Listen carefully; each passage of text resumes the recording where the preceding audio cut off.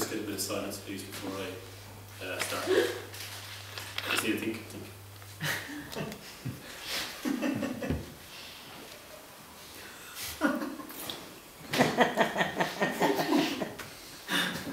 Sorry.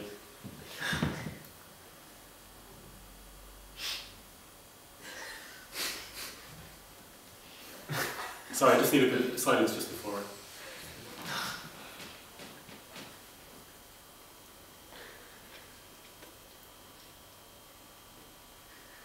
Just about 20 seconds of silence.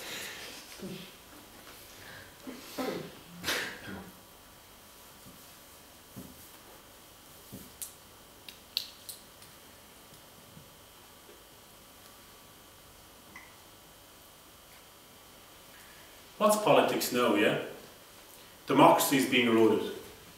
Long lines of money here, there, but we're okay. We're kind of okay. It's like once when I was in secondary school and I used to hitchhike home on Thursdays because we had a half day. And I'd gotten as far as the Zelton Cross, me and my friend.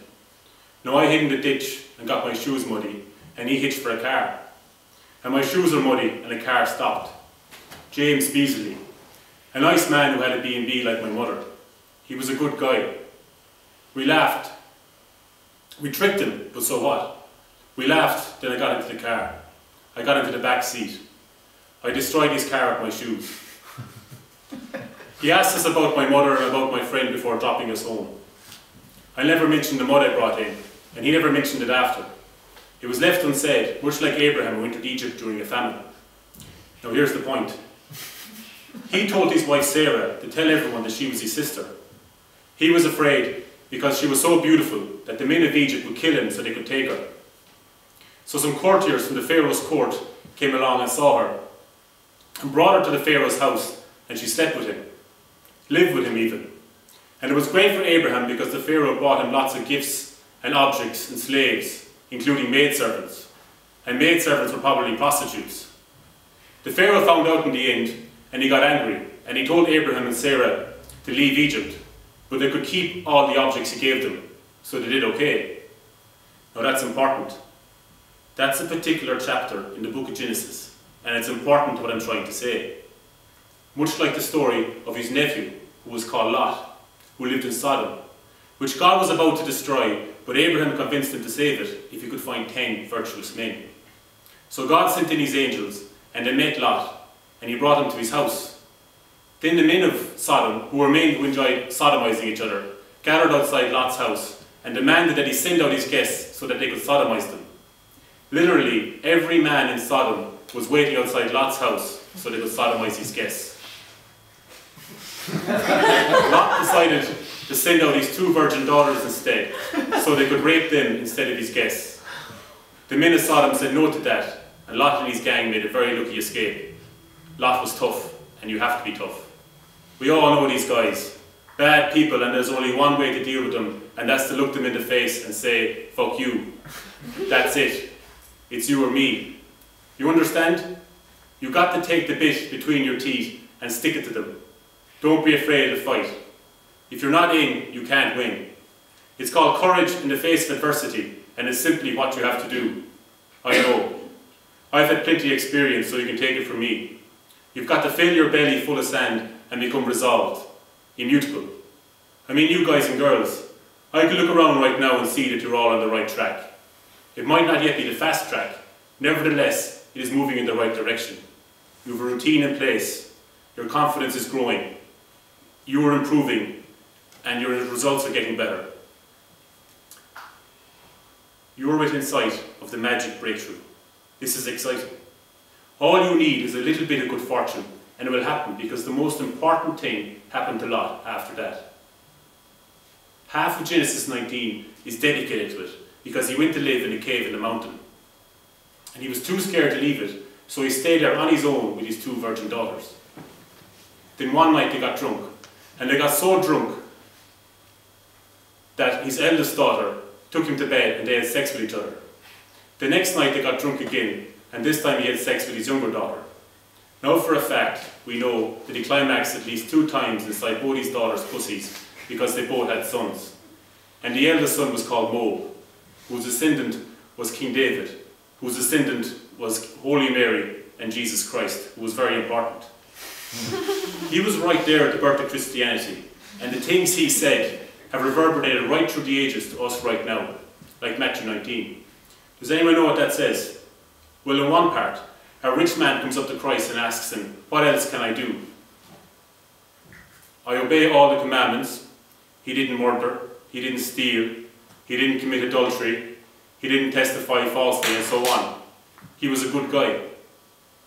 But Christ says, if you want to be perfect, you must sell all your possessions and give the money to the poor.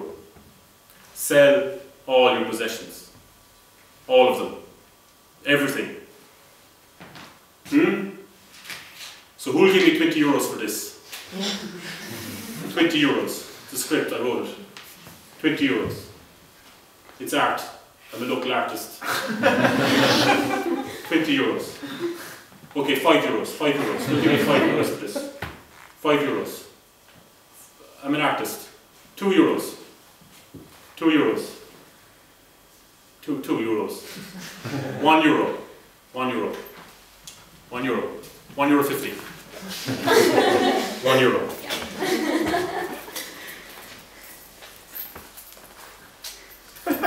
You have change?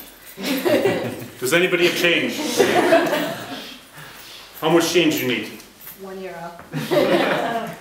Does anybody have 1 euro? 2 euro coins. 2 euros. 2 euro 50. I just checked. Oh yeah. You got these? Yeah. Thank you.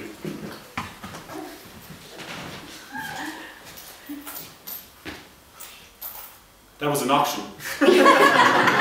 Just like what Christ expected that man to do. And that's interesting. Christ didn't expect you to get up one morning and walk out of your pants. He didn't tell you to set fire to your house and everything you own. He had respect for the value of things, and he understood the importance of the market. We need a way to exchange goods, and money is vital. This upsets me. I'd like to live without money, eat cake every day, who wouldn't?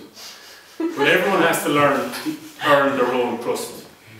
There's always money out there, you just have to find a way to find it.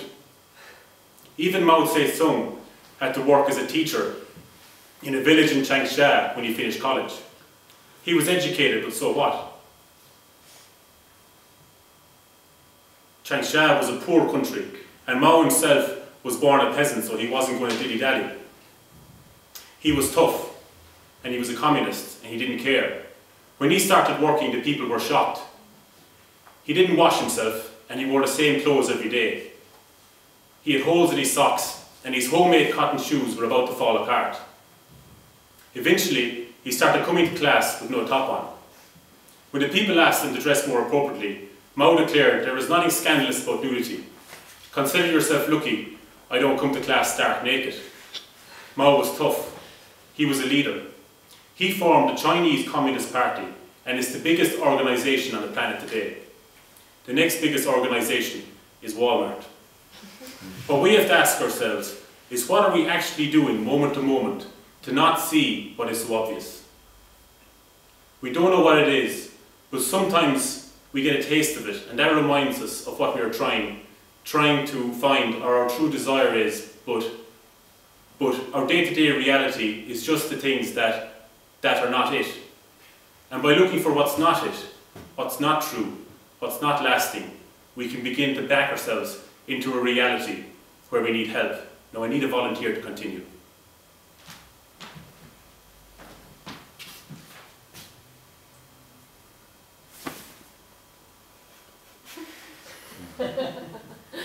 You, thanks very much if you want to come on down.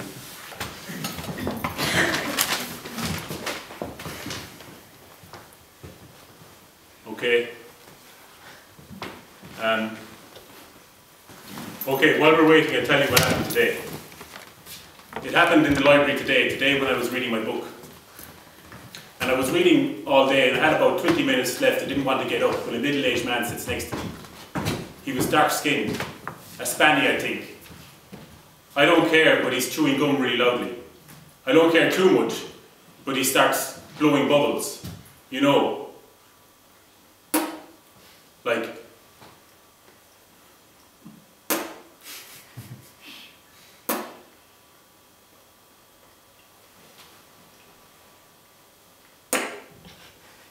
the worst thing was that it was unpredictable, like someone snoring. So I turned to him and I said, "That's really loud." And he just goes, "This is a public space, man. It is not your living room. I like to do these things. I don't tell you to sit up straight or something, you know." So I said, "Okay," and I turned around. I mean, what the fuck? So I read my book, and I'm waiting for him to start packing again, when I realised that he's waiting for the first pack too. So I read, he was getting performance anxiety. He couldn't do it. So I read my book in peace. You see, people always do what you tell them to do in the end. Now what I want you to do is to rid yourself of the ego. Don't you think that you're the only one that can do what you're going to do. That there's a reason why you were chosen. That you are special in a particular and unique way, and that when people see it, they will applaud you. They won't. This is what leads to conceit. If you become conceited, if you are not modest and cease to exert yourself, if you do not respect others, do not respect the cadres and the masses, then you will cease to be a hero or a model. You are not special in this regard. There have been others like you in the past, and I hope you will not follow in their example. Right now I'm going to give you a job to do, and that should be your only concern. Your task will be part of a bigger plan, and you should try to do it as efficiently as possible. It doesn't matter if it is easy or not. Can you do that? Okay. Everybody watching, I want you to pour a glass of water. Thank you. Slowly.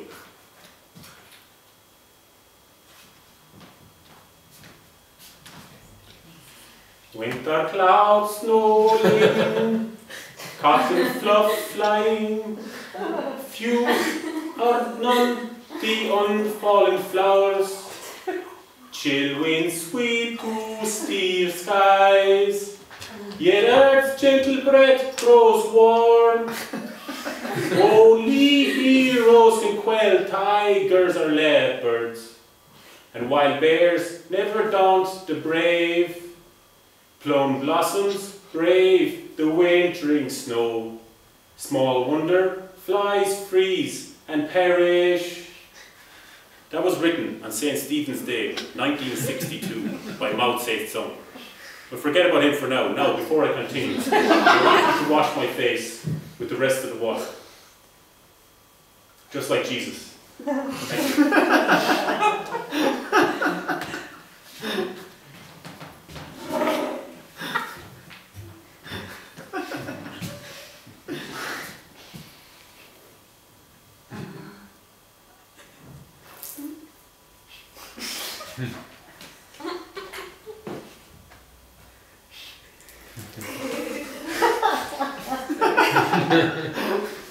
That's okay, don't worry.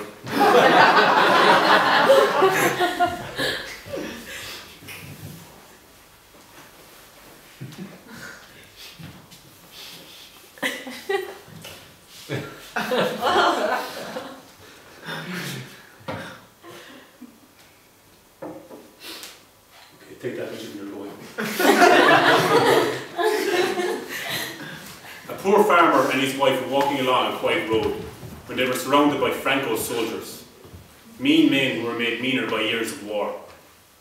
They beat up the husband. Then they pointed 3 guns at his head and forced him to not move. The story goes that the leader got off his horse and started to rape his wife. They forced him to watch. Before he got going, the leader noticed that the road was dusty. So he orders the farmer to come over to him and to keep his hands over his testicles so that they don't get dusty. He then raped the wife. When the soldiers left, the woman was in shock, but the husband was laughing. "I've just been raped. You've been beaten, and all our money has been stolen." "I know," says the husband, "but I was only pretending to keep the dust off his balls." Now here's the point.